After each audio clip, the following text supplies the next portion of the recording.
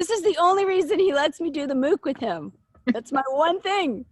Now I'm going to fall off because that's the other thing I do on these live sessions. Yeah.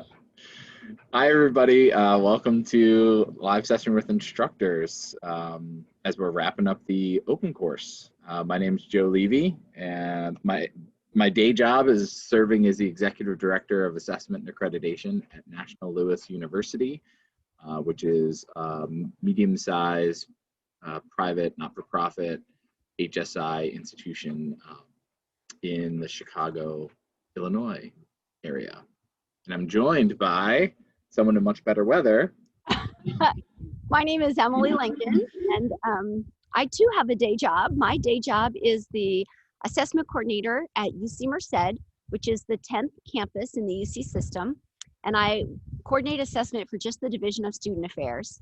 I do that in a part-time basis. So that leaves me time to also teach in the management program. And I'm teaching an undergraduate class called Leadership Theory this semester remotely, which is different. So, and I'm only in my backyard today to just rub in the fact that Joe is in Chicago and I am in California. But my house is, we're having a little project inside, so I hope this is not too distracting. But it is gorgeous here, and I hope everyone, wherever they are, is nice and healthy.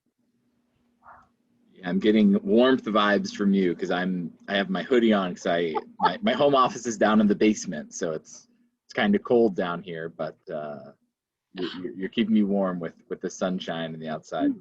It's gorgeous. Would love to hear from folks. Feel free to use the chat and introduce yourselves, share where you're from. Just want to give you a little idea of what we're looking for here. For today, we'll share a little bit of some numbers about the course. We'll offer some reflections from our perspective about the modules and certainly invite perspectives and feedback from you all. And we'll give some reminders and wrap up some information, but this will be pretty informal and free-flowing. As I talk to Emily about it, and what I hope you all appreciate too is that this is a form of our office hours, so to speak. So we want it to best serve you all. We're in the final week of the course, but we know people are still doing some last pieces in the course or just want to enjoy the journey. So feel free to ask questions, chat with one another, interrupt us, and hopefully we'll have a good time.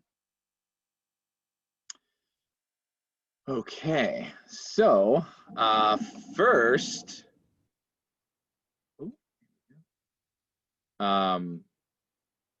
just wanted to start with a little check-in. This is something I do at my institution. I try and come up with a clever or fun way to check in with folks. And let me see. I think I still have it on my desktop. I do. Okay, so this one was a hit at for a previous meeting, so I'm going to steal it and use it again. So let me stop sharing and show this. But please put in the chat the Muppet you most feel like today or identify with.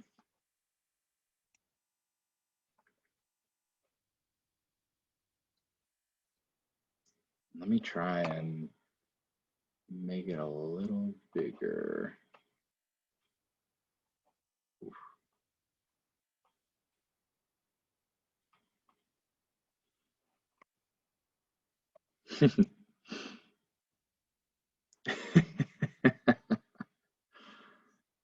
Yeah, and the interesting thing is some of the Muppets, the word underneath them doesn't match like when you look at the Muppet and how it makes you feel. But I like it.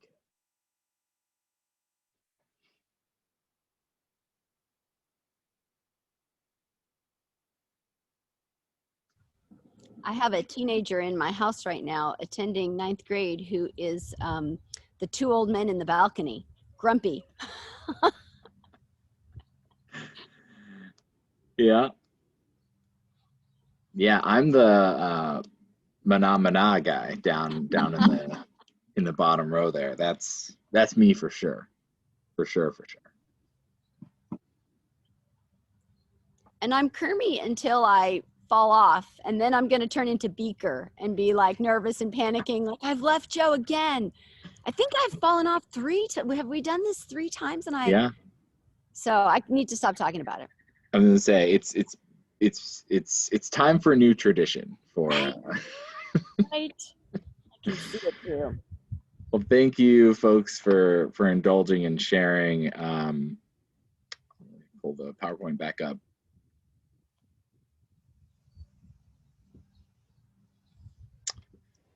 So, just wanted to share some early numbers here, and for folks that were following along with Module 1, as I've been giving some updates here and there with folks.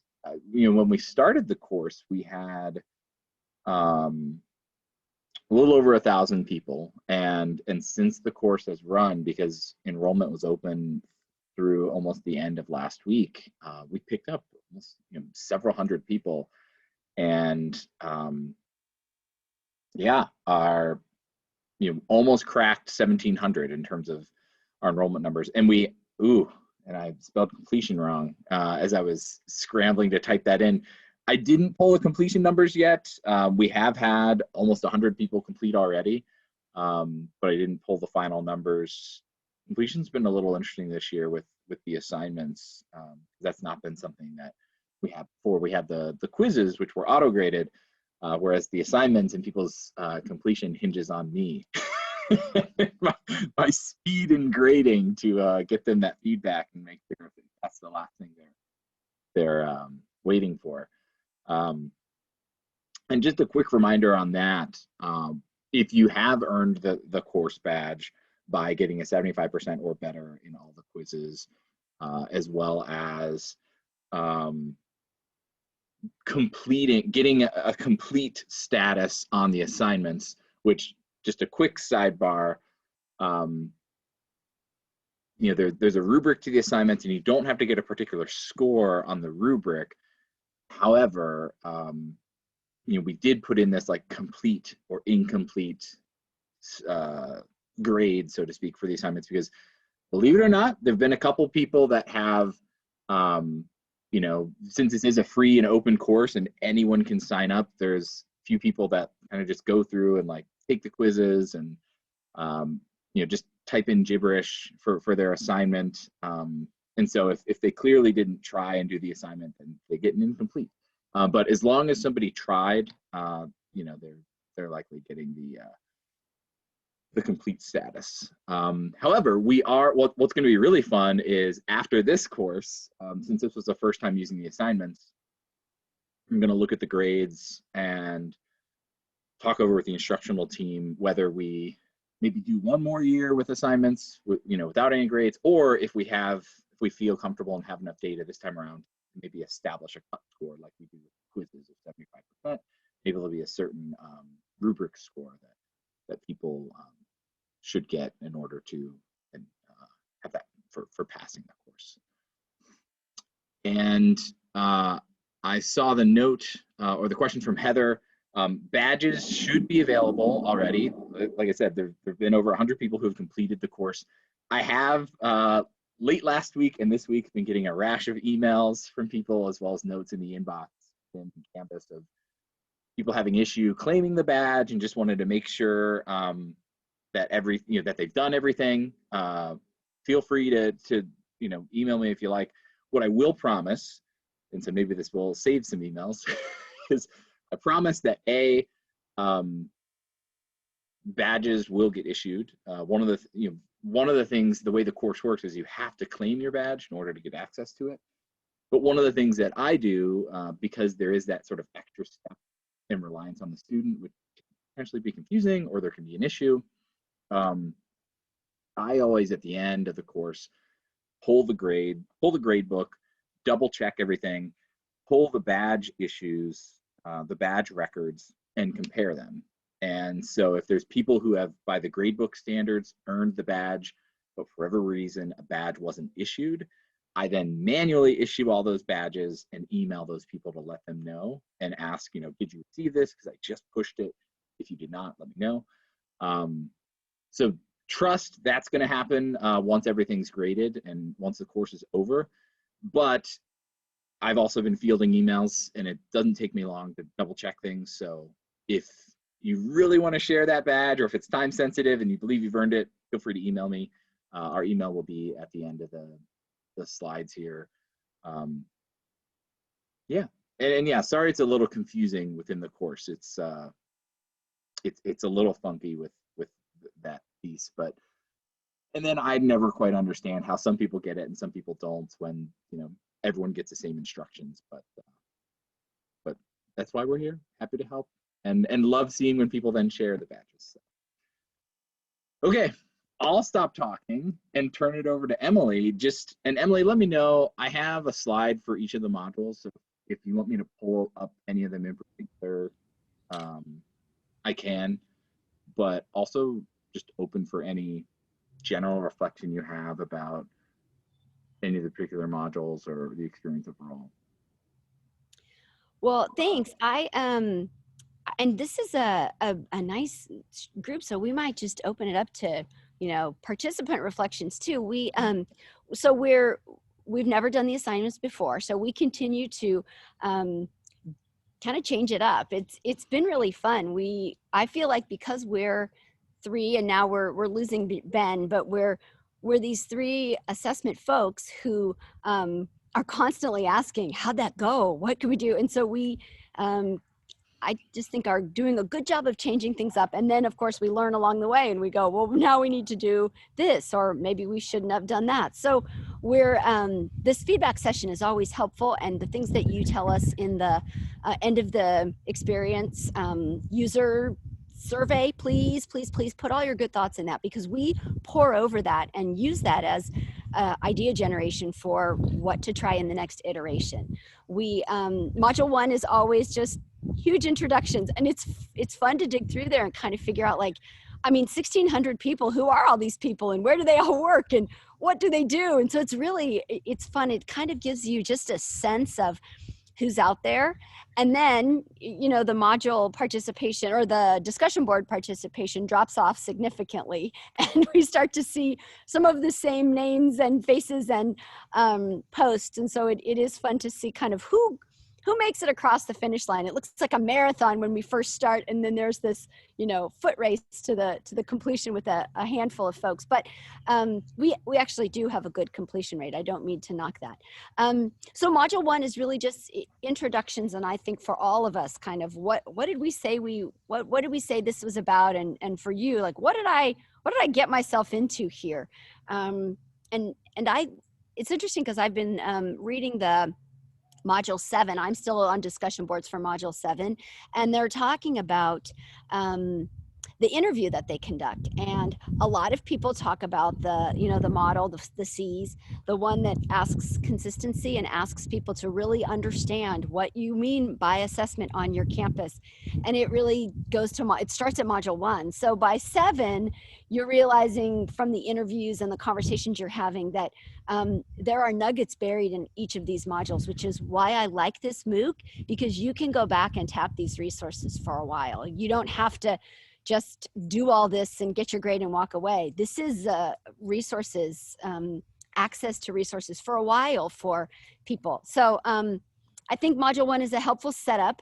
We go into Module 2 with this, the initial steps, and I play this game every time where I just see, which step in Module 2 are people interested in? Which step is the most difficult? The discussion board prompt asks, what step is the most difficult for you? Which is kind of negative. It's kind of deficit thinking instead of asset thinking. And so I think I was complaining at some point to Joe, wow, everyone's really negative. Well, we asked you, what's the problem? So then when you talk about the problems, and I'm like, people are so focused on problems. Well, Emily, yes, they're answering your prompt. But it's interesting because initially, the first 2 times we did this, I actually took a little piece of paper and did some tick marks and then got a little bit more rigorous about it and put together some descriptive statistics of what steps trip people up the most. And the first 2 iterations of this course, it was alpha and omega. There was this step one, overarching. People were like, a journey of 1,000 miles starts with 1 step. Like, I got to get started. The first step puts you on a path. They were really focused on step one. And then there was another big bucket full of people who were step 10, even kind of 11, like, late in the game. Like, now what do I do with analyzing the results, communicating out the results, closing the loop kinds of things. And I feel like in this iteration, it was all about step 10. There were people who said every different step, but the overwhelming majority of the responses were step 10. We are struggling. What do we do with these results? And so I put that out there to all of us, that as we think about professional development, putting a program together at a conference that's coming up, people need help with step 10. What do I do with these results? And if you're doing something cool with your results, or a place that is, then get out there, get on a blog, contact Sal, do something, because that is really a high need that I collected up. This is also, module 2 is the first time we ask you to get in discussion groups by what we call institutional type. And that's always a rough step. There were a whole bunch of people who didn't. And so we try to really push you guys into these institutional type groups to make the discussion boards more manageable, just as far as size, and also more meaningful. So module 2 is always kind of a rough one. People get to kind of be cranky and complain about what's not working. You got to find your institutional type. But the takeaway for this is we need to start talking and providing resources to our colleagues on the later steps of this process. So all of you who are out there hoping to put a conference presentation together, that's your homework assignment. And Joe, you had module 3. Yeah. And apologies, I was making some on-the-fly adjustments to the PowerPoint because it had dates in there from last year's course. So in case anyone was looking at that going, what? That wasn't when week 2 was. Module 3. So I'm kind of a glutton for punishment. So the assignments were in modules 3 and 5, the weeks that I was doing. And the assignments really came from the idea that we got feedback from people in the past about the course. They wish they had more opportunity to practice what they learned. They wish they had more opportunity to share, to really engage with the content beyond the discussion boards. They felt like the discussion boards were a good place to share information and see what other people were saying, but they wanted some practical problems to wrestle with. So all we did is take what were the discussion prompts for modules 3 and 5, and we made them these written assignments. And I put together rubrics for both of the assignments based off of one, the common things that would come up. So this being the 5th time we've taught this course, the common things that people would either not draw out or realize, or big connections they should be making with the content for that module, as well as just things that fit with the assignment as it is. And it's been really interesting. What I would say is that this year, people have engaged more fully in the content when it's as an assignment, as opposed to when it was a discussion board. So people gave a lot more detail. I think there was a more meaningful connection to applying the content. However, that I think it came at a cost because we had far more people filling out the discussion boards historically than then filled out the assignments this year. However, I need to go back on the back and double check the math and look at the ratio, because like last course we had way more students than we did this year, and that's what's most fresh in my mind. The other really interesting thing is with the discussion board last year and previously, we never really had people say that they wanted more examples in for module 3, that they wanted to see how other people were doing this. That was like the number one thing people were sharing this year, was they didn't feel comfortable with the assignment. They wished they didn't feel like the module prepared them for it. They wished there were other examples so that they could look at those to then look to complete the assignment. And the more I thought about it, the more I realized, yeah, they're right. I mean, previously they could see what other people wrote, right or wrong, informed or not. They could see what the other people said before they kind of responded on the discussion board. But the other thing that I shared with some folks early on in the process, especially on the discussion board when people were reflecting about it, is that there was some intentionality behind that too, of as an assessment professional, you're not always given examples. You're not always given all the details. You're not always experienced in what you're being asked to do or who you're being asked to work with, or and so to a certain extent, we want to try and mimic that in a low stakes environment where you can,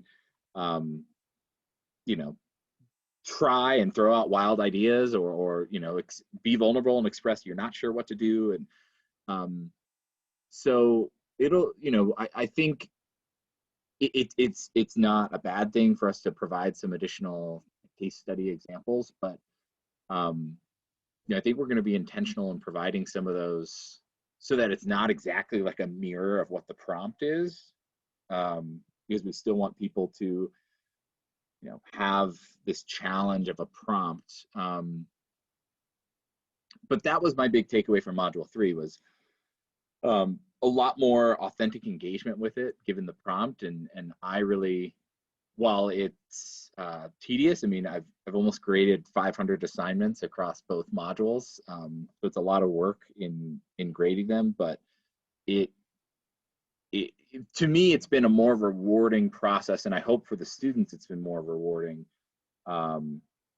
getting that feedback and applying their learning in that type of an intervention than just the discussion board.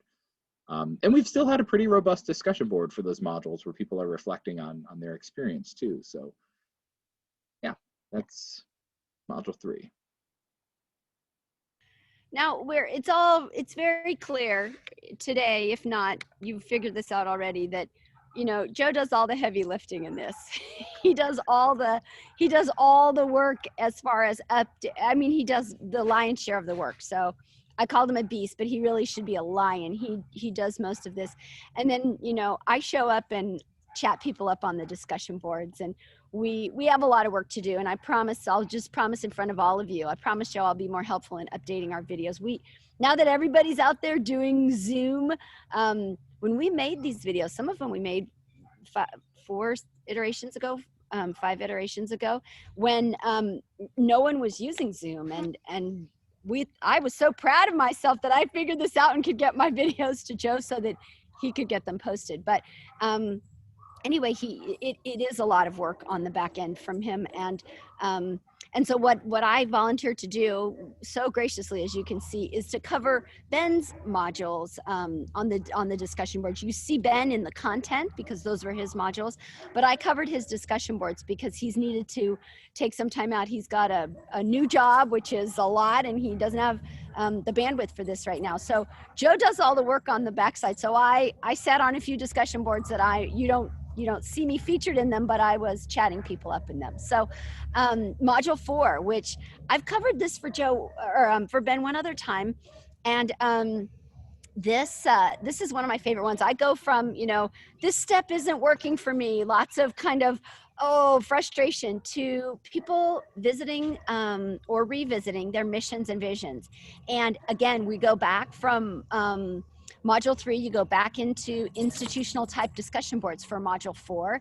And so I read them with these themes, and it's really fun, and you can really see the influence of institutional type. I get in, like, I put my community college hat on and I read big and smalls in the community colleges, right? And then I kind of have to shift gears. I'm like, all right, I'm going into the private institutions now, and then I read big and small in those, and they feel different. It really is fascinating. And when people talk about the kind of institution that a student looks for, institutional fit, or even a colleague when you're looking for a job, there is something about institutional fit, I think. But anyway, they're fun to read. And what I found was just the flip of the deficit thinking around what's the hardest step. Well, it's this one, and all these reasons why. Flip that around to what work do you do? What is your work, and can you name it, and can you own it? And then the mission, the people identify their mission, and then talk about your vision. Why do I do this work? Where are we going with this work? What do we want to come to fruition and realize because of this work? This idea of mission being reality and vision being this future space that we're all striving to arrive and create. It's the flip side of that. It's very asset-based language, and I really enjoy that. And my job is to try to challenge people to make them tighter, because it's, that's the coin of the realm, is how tight you can get your mission so that you say exactly what you need to say in the fewest, most powerful words possible. So it's a lot of fun and a lot of wordsmithing, and many of you joined in, and people give each other feedback. That's the first discussion board where I really see the community start, where people say, hey, great idea, or I love that verb. And so it's definitely a lot of fun. I think that this is the maybe a break from people who had the assignment and that was perhaps a little overwhelming or whatever. I saw lots of activity on Module 4 discussion boards, and that was nice, because people either had missions and visions to share, or they took the opportunity to go through the questions and kind of craft their own and take a crack at it. And then a lot of people would just say, like, open for feedback, or this is my first crack, and kind of invite that opportunity to get peer feedback and for people to engage. So the learners are teachers and the teachers are learners. So it's a fun module. I don't know if any of these comments are about this, but yeah, that wraps up Ben's module 4. Right. Module 5, back to me. This is one of my favorite modules, especially, it was one I really liked when we put the course together back in 2016, 2017. And this topic has just blown up since then in terms of popularity, relevance, additional scholarship being done on it, timeliness. And what I really appreciate about it too is I think it does go well with my other module, Module 3, in this kind of coaching idea of, encouraging people to be critical of the prompt and the language being used, and to Maria's note in the chat, it's something I shared in a couple places and made a note to be a bit more transparent about it in the future. I mean, although I think the rubric potentially helped with this one, because there was a specific line item of, like, critical of the prompt. So I really appreciated when people, like, pushed back on some of the language being used and some of the assumptions being made, or the big gaps in vague lack of information that could be essential and needed in order to best move forward with a given assignment. But yeah, this idea of mental models and bias, and trying to leverage assessment for equity, to advance equity on campus, it resonated with a lot of people, which is great. And what I would say too is that this just goes back to Emily's point before about, like, module 2, is I don't know if it was our participants this time around, or just as we continue to tweak the content and make it a more well-rounded course. But I feel like as I've been reading through especially the discussions with Module 8 and the reflections there, we're getting a lot more people citing and resonating with more modules and more concepts in the course than I think before. I think before it, and correct me if I'm wrong, Emily, but it seemed to be pretty heavy on like module 2, the planning, like the 11-step cycle, the 4 C's in module 7 with the culture, and then a few other things, and like closing the loop. And it seemed like those were kind of year in, year out, the top things, and you'd have other people appreciate some other things here and there. But I really feel like this year, the content throughout the course resonated with a lot of folks, which is awesome. Not that there's anything wrong with certain things resonating over others, but I think it just speaks to the benefit of the course and the people we're attracting, and hopefully them getting something great from the experience. Yeah, I don't have too much more to share about Module 5 other than similar to Module 3. It's so cool to, I like having the assignments more than just the discussion board, because I feel like I can give a lot more targeted, specific feedback to individuals. And I think what's interesting with 3 and 5 is I think Module 5, the assignments has the potential to be a little more personal, and a little and identity connected, as well as vulnerable in terms of people saying like, listen, this is very new for me, so I don't exactly know what I'm looking for, or I don't exactly know how best to do this. Here's what I think.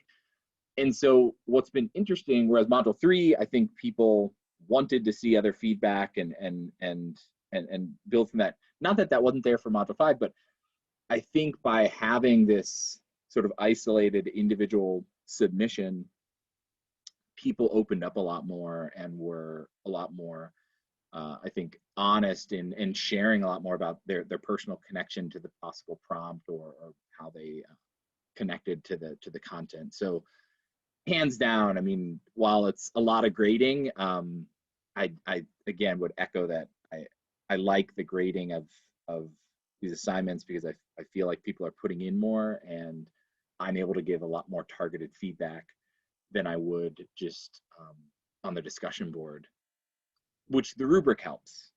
The rubric certainly helps, because it gives me those guideline points of all the things that I should be giving feedback on for everyone. Yeah, that's Module 5. Cool. Well, Module 6, and I have to say, like, I think even just I hope that that's an area, the idea of the equity and really addressing culturally relevant assessment. Like, I think there's definitely some more resources and work we can include, and that participants can do. I think there's just lots of work in this area that a lot of us need to do. So I hope this can continue to be a place where we learn, Joe, you and I learn as we build the curriculum, and we learn from the participants as they engage, and participants can take more out of it. It's, this isn't a static area at all. There is always deeper understanding. And I think your point about the other modules are getting more attention. I know people have taken it more than once. I know people have taken it and then said, hey, I'm going to make 5 of my colleagues take this too. There are a whole bunch of like groups in this. We noticed in the first module, there were people who were all from the same institution. And so there were several places that took advantage of the like, hey, everybody sign up and do this on your own, and then let's talk as our institutional MOOC group and see what we can get done on our campus. So there are so many different ways to use this free online course. It's just, it is really cool. And I appreciate all the accolades and thing, but it's just a ton of fun. It keeps me thinking and reading and kind of paying attention as well. So module 6, and again, this is me covering for Ben, who you saw in the content, and then I revisited on the discussion boards, and I covered for him, I think one summer we did it, and I did his modules. He was traveling or getting married or something, and I remember dreading module 6 because it's all the stuff that I don't really have that much expertise in, and I just really appreciated the new prompt. This has a prompt that is about, instead of, some homework assignment to see if you really understand the, how to do the stats or how to analyze something or how to read a table or a graph, the question asks you to share a success story of when you've used data to drive a decision, to inform a decision, to hope that somebody makes the right decision. And it was really, my journey of reading discussion boards, every 2 weeks I show up and it's just one click more positive, more inspiring, more engaged, because these were all the stories of, look at the really cool thing I did with data. And some of them were, I think when I was a child, I read that series, All Creatures Great and Small. And I was thinking about like all success stories, great or small, like some of them, people led institutional change and they talked about that, right? Other people like fixed one little thing in their office and yeah, good work. Like you fixed something and it was broken and you had data and people said, oh, okay, we'll do that differently. So it was really empowering. You could just tell as people were saying like, and I did this, and people would read each other's and say, well done. So it was nice instead of, this, not that it was set up this way. It was never really a potential gotcha, like read this chart and tell me if you understand this graph, but it wasn't asking participants in the MOOC to demonstrate that you understand how to use data.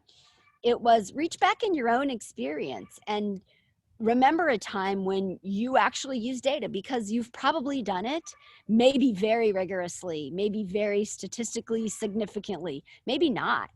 But I think in student affairs and higher education in general, this is what we do. And so everybody I read got to tell a little story and brag a little bit and feel really capable and confident. So it was fun. It was a really celebratory week where people, you just see, and some people, there was a little like, we put all this forward, we made a presentation to, the board or the provost or whatever, and then they did something else. Like, data, we don't always win, but there were definitely examples of why understanding your data can help you show up to the table and have a fighting chance at, creating the change you're looking for or implementing the policy you hope that will win. So it was fun. It was kind of a victorious crescendo at the end of the movie kind of week. That was module 6. Much better than, am I reading the graph right? That was so stressful. Yeah, kudos to Ben for he flipped it. Tweaks between last course and this course. Absolutely. That's me back up with module 7, right? Yeah. So I do that. Normally when it's all 3 of us, I play this like, kickoff and I do module 2 and then I take a month off while the 2 of them do all this work. And then I show up late in the game and like, now how many of you are left and still posting on the discussion boards? And, but I was much more in it this time and it was fun. And when we finally get to module 7, which is the module that I am normally responsible for, I felt like, oh, this is it was new. People really, I enjoy this prompt. I think that it now there are more assignments, but before Joe created the 2 assignments in 3 and 5, it was really kind of a standalone assignment, and we would warn you in advance, like you need to find somebody. In the face-to-face world, you used to have to try to get on somebody's calendar. I think it might be easier to sneak in a Zoom with someone these days, get on someone's, agenda, or even meet with someone who isn't, physically near you. You can Zoom in with other people. But it seemed like a lot of people got their interviews done. And they, there's always a lot of cool stuff to tease out of this. I feel like module 7 is the time where you get to say, hey, real person who's really doing this all the time, what, is there any truth to all this stuff, right? You sort of like, you get to hear from the horse's mouth, like, does this stuff really matter? And sometimes you hear back all of the C's right back at you, and now you're kind of that organizational consultant or assessment consultant, detective, looking for, is the communication there? Is that, would I be able to call that consistency? So you can see people are teasing through their interview times to look for the C's, and kind of, I always feel like people are really good about giving a nod to that model. And yet I like to ask in the prompt, like, anything missing from the model, because it's just a model. And the sun is moving, the earth is on a tilt, and it moves as the time goes. So what happens is the model doesn't do everything or doesn't cover everything. And so I like to open that up, and everybody does their, here's a C that might work, here's a C that might work. And then I feel like my job, I don't know why, is to figure out if that C really is, like, I'm this brutal editor, like, I don't want to let in any extra C's. We don't want to have a model that has 47 C's. So I really have to think to myself, like, does that not fit in this current model? Like, is that really missing? And I play this little game that, maybe we need to add another C to the model. But lots and lots and lots of stress this particular year on the idea of collaboration, that this work is not solo work. And I don't know how much of that is maybe people working remotely and a lot of feeling solo or feeling isolated and siloed, and everybody's kind of, if you aren't currently back on your campus, we're not, right? If you spent some time off your campus, but you're back, there just seems like there's this appreciation for working with others. And so there was a lot of call for the C of collaboration must be added.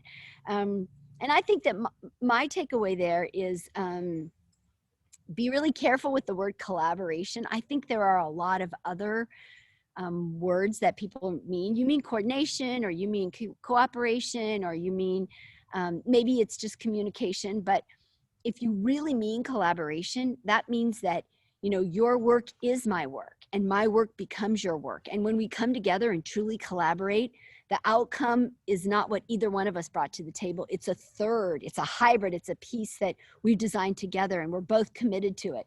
And that is a lot to ask of folks. And so I'm gonna go back and look at some of those examples and see what really is missing. Because there was, I think maybe, Joe, more than ever this time, there were people who were suggesting the C of collaboration, and some people called it community, right? You needed other people, but there was definitely this need for more, I'll say connection, even though that's one of them, need for more people to be engaged in the work with people.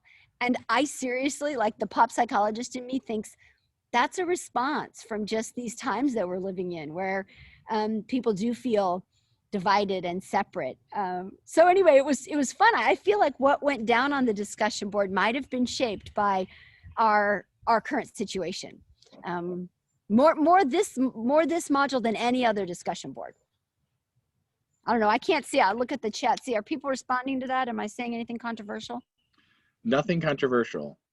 No, nothing controversial. And I also wonder too how much emphasis elsewhere adds to it as well, because I think about, with module 5, there's a big emphasis on empowering others, involving students. And so I know people were pairing those things together too, of, well, if we're trying to be more intentional about the stakeholders and perspectives we're including to mitigate our bias, then we are bringing together this community and looking to have more intentional collaboration.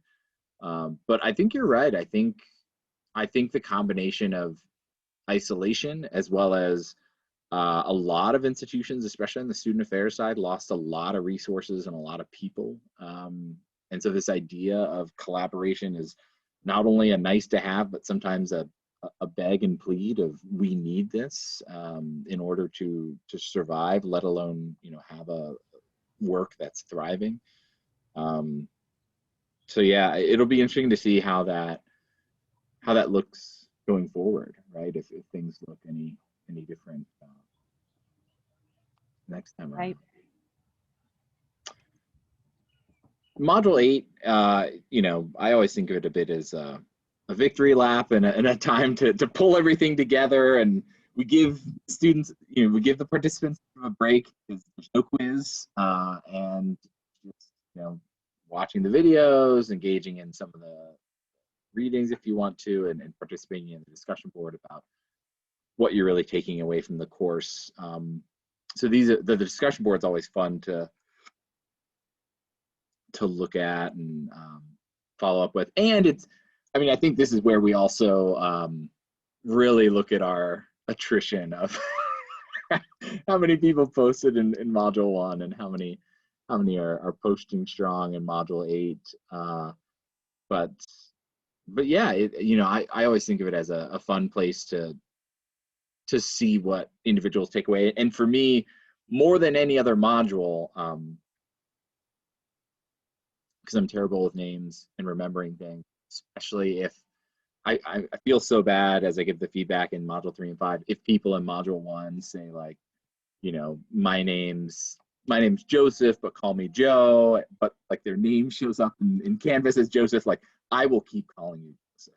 Like, I will keep calling the formal listing of your name unless, you know, I otherwise remember. But with, you know, almost 1,700 people, it's hard to keep those details straight. But I feel like more than anywhere, module 8 is when I'm able to connect some of those dots of, oh yeah, I remember giving the feedback, or because we're not always kind of cross-pollinating and seeing what everyone's writing in all the other modules. Sometimes it's also very insightful if I feel like somebody did a really great job in one of the modules I'm overseeing, and then to know that they really connected with one of the other modules, you know, for me, that's also just makes me think, well, that's awesome. That, you know, because I saw them do such a great job here, I can only imagine what they're doing in the other space. So yeah, I really enjoy the discussion in module 8 as it happens. I get nervous when too many people post there too early, right? Which, I mean, more power to the people that are able to have the time and can fly through the course. But yeah, it's a pleasure when we as instructors kind of get there as we're facilitating the course and get to see all the cool stuff. Well, and Joe, I even saw some of that in Module 7 when people were responding to their interviews. They would talk about, they would give a nod to, oh, the coaching module that we went through, or, oh, this was what, you know, here was a great example of what we learned in the critical model, or the Module 5. And it's fun for me because you know, you don't necessarily, you lose track of what they're doing and when it's not yours, but it's fun later in the game, like in 7 and 8, to see that, wow, the dots are, you know, participants are totally connecting the dots. So part of it is like, phew, that the dots are connectable, but also people are putting these things into a takeaway, right? A nice bag of tricks. So it is fun to see, you know, when participants refer to the material in a module that it isn't presented in. It's like, oh, good. This is a holistic approach because we chop it up into little videos and little modules and, you know, divide it up. And it, I do think it fits back together again. So that's kind of a relief just from a design perspective. We need to push that back out to all the people who helped design this, because there were lots of hands on this early on that initially pulled the bulk of the content together. So we need to give all those developers a shout too. Yeah.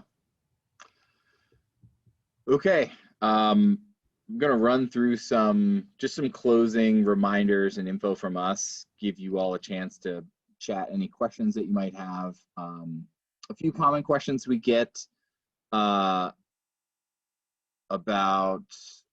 the course. So the course ends April 5th. And let me clarify that.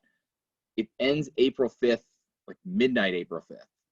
So I even put on, like, I send out a final course reminder on April 4th, where I say, like, it's basically, you know, 11:59 on April 4th. You don't have, like, that's your last chance to turn stuff in. But as I put in the reminder this week, because we have assignments, you may sort of turn those in, but then not see that you've completed the course or earned the badge because I haven't graded your assignment yet. But I pledged to get all that done by April 10th. So, and I'll cover that in a minute, but please know that you will retain access to this course essentially as long as the course is alive. And just, the first course we ran was in 2017. People who took that course still have access to the course module. So you have time to go back and check out this material and dig into discussion boards if maybe you got there early and moved on. When will the course be offered again? I wish I could tell you. We offer the course once a year, and I don't see that changing, but it's always a bit of a negotiation because Canvas has so many courses that they run, and we have to sort of propose a time, and they have to accept it, and we have to coordinate even amongst us as instructors of when's going to work for us and the start date, and what 8-week window is going to be best. Although I will say, for the past 4 years, it's been early, like late winter, early spring, so like a late January, early February start, and then ending in April. So you can loosely expect that, but our website for the open course is the place where you'll get the most information. So you can always go there to see what when we post that the registration is going to be open for the next course, when it's going to be. And like I said, 2 things. One, we'll grade all the assignments and have those done. And once all the assignments are graded, I will pull the grades and pull all the badges and do a cross-reference of everyone who should have earned a badge, did they? And for anyone who has not earned their badge for whatever reason, technical issue, they didn't, the grade didn't happen before the course ended. Regardless, I'll manually push all those badges and then email those people to let them know, to make sure they got it, and do any kind of final troubleshooting from there.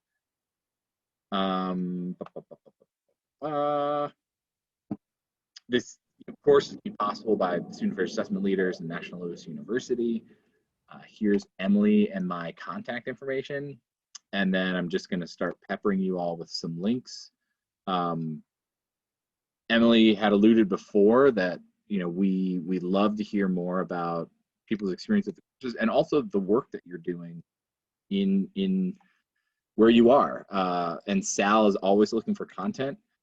So I just put in the chat 2 links. One is to a guest blogger submission form. So if you would like to write up any story, it doesn't even have to be about the course, but any story about that's assessment related, you can fill out that guest blogger link, and the blog team will consider it and be in touch with you to coordinate a guest blog.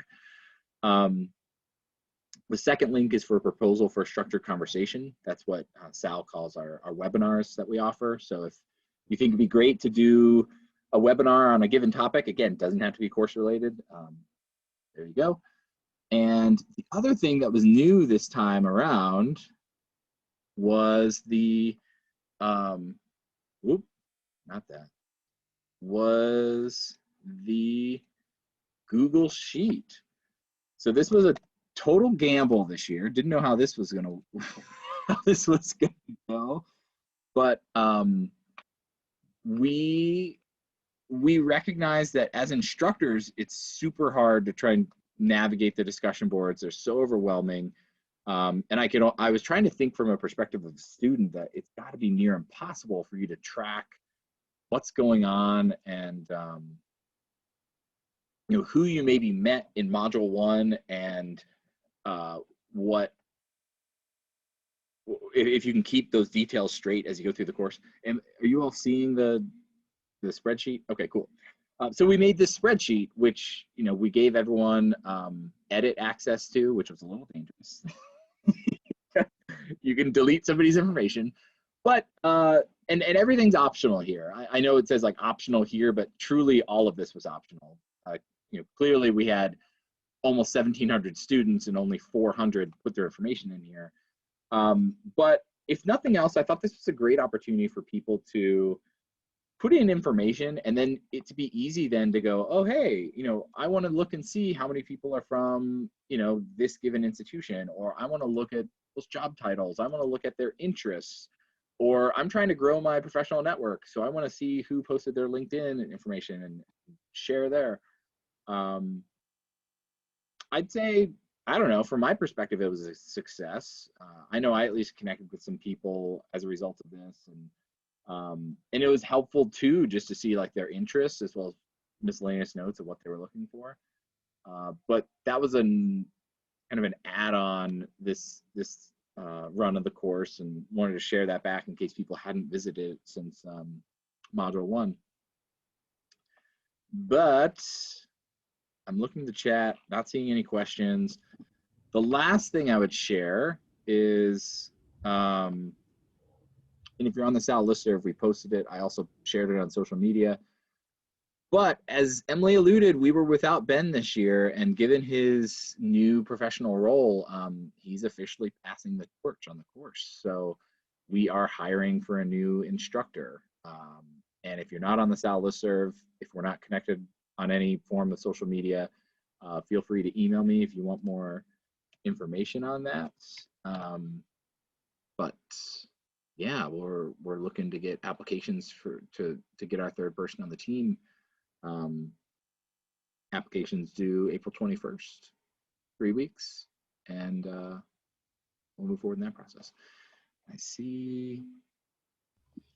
And I will put out my pitch that if you're connected to a community college, I strongly ask that you consider applying or find someone in your network. There's been a real wave of community college participation, and Joe and I both come from four-year institutions. It would be nice to see that that institutional type represented, because it's a huge group. So anyway, I'll just put that out there. If you know someone with CC experience who has the assessment experience and might be interested, give them a poke, and we would love to see some community college experience in the pool. Yeah, and thanks, Maria, for your comment there. I think you're spot on. You know, this was iteration 1.0. I think we leaped to the logic of, oh, how great it would be that people could see all this information. If we did like a Google form, we could still capture it all. People could still see it. We could give them like view only access of the results, but then nobody could mess it up. So I think that'll be, you know, part 2. And to your point, maybe it's something we can facilitate in Canvas and not have it be an outside thing. Yeah, I also think that the interest in the community building piece is different this year too. Like, some people were saying in the chat, like, we miss things, we miss those interactions that we were having on campus. And so I think that the MOOC can get better about doing that. But I feel like in what I call the before times, we didn't serve that purpose. The MOOC was this online asynchronous thing, and it's different now. So but I would love to just it'd be nice to be able to see all in one fell swoop, like, who are these people, where are they working, what are they doing, and you know, what conference might they go to, so if I show up I could actually meet them in face to face, right? But yeah, I feel like that's something that's almost like a new need, Joe, that maybe we can work on this summer. Yeah. Well, one thing I'll also put out there for the people that are still here, and I promise we're wrapping up, but as you saw in this year's course, we had kind of personal takes and course endorsements from people, and those were people just like you, people who took the course, and to be honest, were people that just followed up with me and were expressing how much they enjoyed the course. And I said, well, hey, you know, we got feedback from students that they would love to hear more perspectives from other people, more than just from the instructors. And so that led to us asking to see if they'd do a personal take. So if any of you are interested, happy to talk more about what that could look like. You see like the scope of them. Some are really short, some are a couple minutes, some are about the course in general, some are about specific modules. Happy to, you know, what we'd love is to grow like a library of those so that people could see a lot of different examples to cycle through, to just further supplement the perspectives and experiences being shared, but B, showcase the community that has taken the course and is part of the course. So more than happy to talk more about that. But please take the user experience survey, because as you've heard, we've made a lot of iterations to the course and improvements. That's all based off of student feedback. So don't hesitate to reach out if things that you would like us to improve. And yeah, thank you all for your time. I know we're a little over, but we just get carried away and excited, of course. And we don't usually have live, captive audiences with us. So thank you all for your time and for being here. And any parting words of wisdom, Emily? Well, just talk this up. Come through another time, because I think that as people take it more than one, I mean, the price is right. As people take it more than once, you can fly through things that weren't, new to you, and see what we're doing with it and give us more feedback. People who take it 2 and 3 times are sort of on the side emailing us and saying, hey, I saw this. So not that we're looking for groupies, we're looking for constant feedback. And then please promote it with your peers and colleagues, because if other people also, I noticed in the discussion board, I have to go back and grab one, dropped other resources. If you have an article out there that is informing you and could inform others, we're not pretending to be the experts. We found a space to be a repository. So it's just this open invitation to say, help this get better. Now you're in, and now you need to feel free to engage. There is nothing we will turn away. So we'd love to hear from you. If you're willing to do a personal take, email us, and we'll follow up. So it takes a whole village, and now you're part of this village. Welcome. Yes. Whether or not you like it. All right. Well, thank you all so much. For those still waiting, for those finishing up the course, keep going. You have until midnight, Monday morning, early Monday morning or Sunday night, however you look at it. And thank you for being part of the course and being with us today. Have a fabulous spring. Finish up your term strong. Yes, enjoy your day jobs and things beyond this course. Exactly. And maybe we'll see you at a conference someday. IUPUI is still in, I know the regional things happening in the spring are all virtual. Fall conferences are still virtual, but we'll get back to it. Yeah.